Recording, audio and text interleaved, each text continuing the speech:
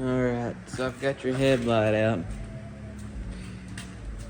I tried to use the heat gun and it'll work, but this glue is so strong.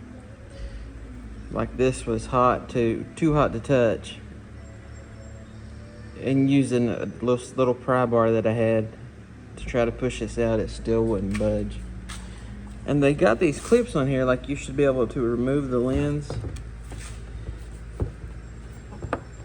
But I think that's just part of the assembly process. So like when they glue it down, they just kind of put these tabs are in place to hold it in place.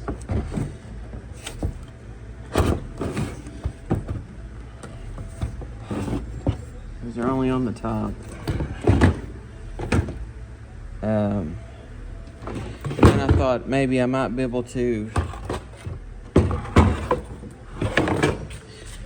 go from the back and poke my way in. That's the lens that decides whether it's high beam or low beam. You see that flat horizontal plane there? When you go high beam, low beam, all it does is raise or lower that shield. So I tried to poke down in there. And this headlight is separated into two parts that's accessible from the outside. This lower part and then this upper part are separate. They're not separated by like a piece in here, but as far as what you can reach from the outside, you can only reach the bottom. Because I was like, well, at least if I can remove like some oxidation from right here, that'd be better than nothing, but you can't get to it.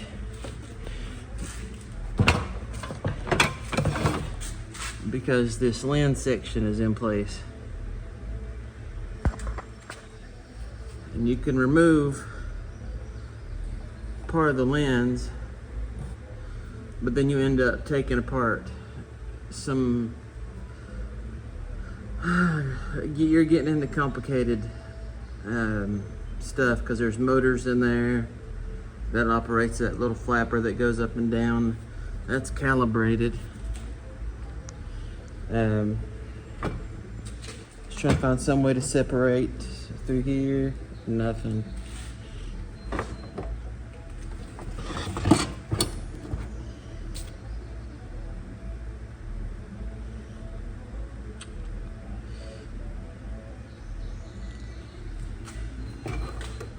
And then, I found these little screws. It's like part of the assembly is a screw holding that into place. So I was trying to pry and get this up, this little area up here, so that I could at least unscrew that. I mean, you could get in there if you really wanted to, like, just hacksaw your way in there, and then just seal it up with clear RTV or silicone on the edges here. Like, I'm serious talking, like take a Sawzall and just cut this out and then RTV it in place, but it would never stay there. I don't know if it was me, and like I said, I've been through this before with that deer in the headlight thing. When I hit that deer, originally I was like, I am not paying $1,200 for it. I'll just deal with it. So I put a piece of tape over the broken piece of lens, and then water got into the lens from the tape because the tape wouldn't stay. It's not like I could use duct tape. I had to use like clear translucent tape. But long story short, my shortcut ended up costing me more money in the long term, because then I had to buy some assemblies that's on the bottom here as well, at like $100+ a piece. But here's another thing I found. These are the bulbs. Jimmy bought these LED headlights. These are known for being problematic. So I was trying to find a regular headlight bulb. But I guess I can explain it to you good enough.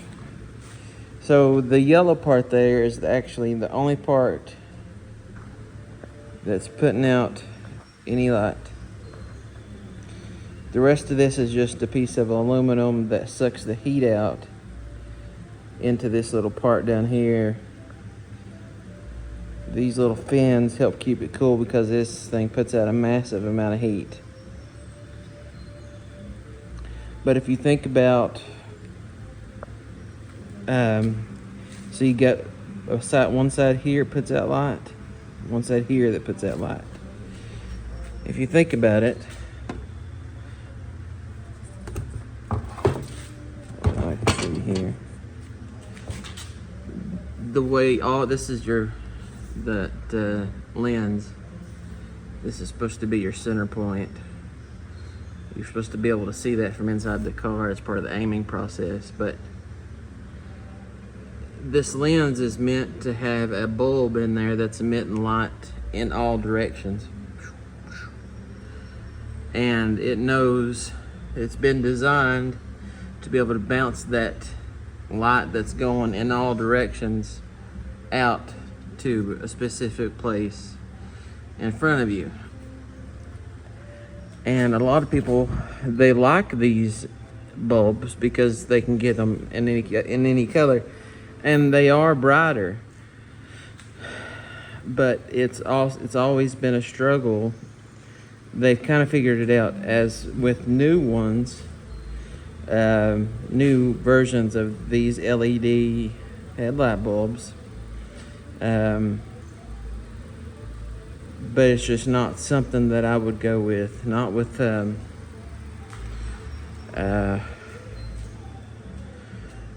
this car. And then to add to the issues, you've got the fogginess on the inside. So yeah, it's lighting up like crazy. These things are very, very bright bulbs. But you combined not being able to have the light go in all directions, and it's just going up or down or left or right, whichever way they just happen to be put in there. Combine that with the fogginess, and it's just not going to come out right. And that's with both of those headlights. So Jimmy, it is, I mean, like a lot of people do it. It's a popular upgrade, but it's something that you have to experiment with. And it's usually like a headlight enthusiast kind of person is the people that do stuff like that. Some new cars actually come with these, not these in particular, but their own brand of that. But it also messes with the computer of the car, because these things use a lot less power, even though they're brighter. Just due to the technology, the LEDs use a lot less power versus a regular like light bulb, which is what a normal headlight bulb usually is. It's just a big bright bulb. So it's expecting to pull like, say like 50 watts, and these things are only pulling 10 watts, so it's confused. And especially actually, you've got daytime running lights on your car.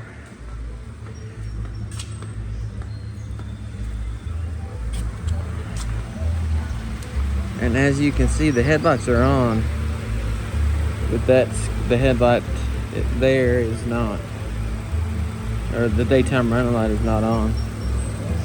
I don't know what that has to do with. This is what I had to do to get to your headlight assembly. It wasn't that bad actually. Let's see what things look like with the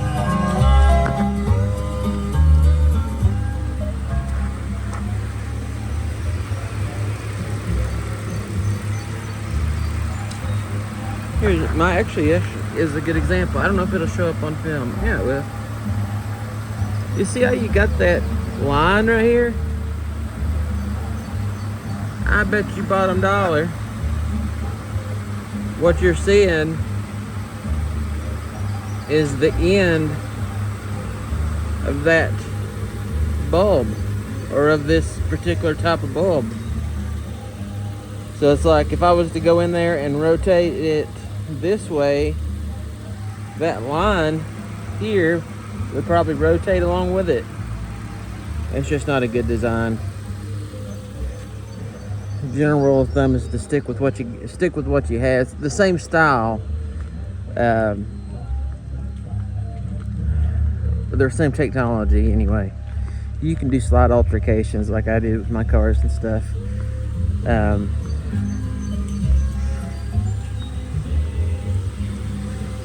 Let's see if I can. Yeah, mine's similar to yours. It's got the lens in it that decides the high beam or low beam. I wouldn't use it. I've been tempted to try it, but I just read so much different stuff about it that I just left it alone. But Jimmy was trying. He was trying to get you the best kind, and at the moment, you know, if you look it up, I'm sure these were expensive whenever he got them. That's what I got. I want. I may try to put, if I could find it, one of your original bulbs in there and see if it comes out any better. Can't hurt, and actually, it's a little easier to put in there once you've done it once anyway. But I'll send this to you later. I love you. Bye.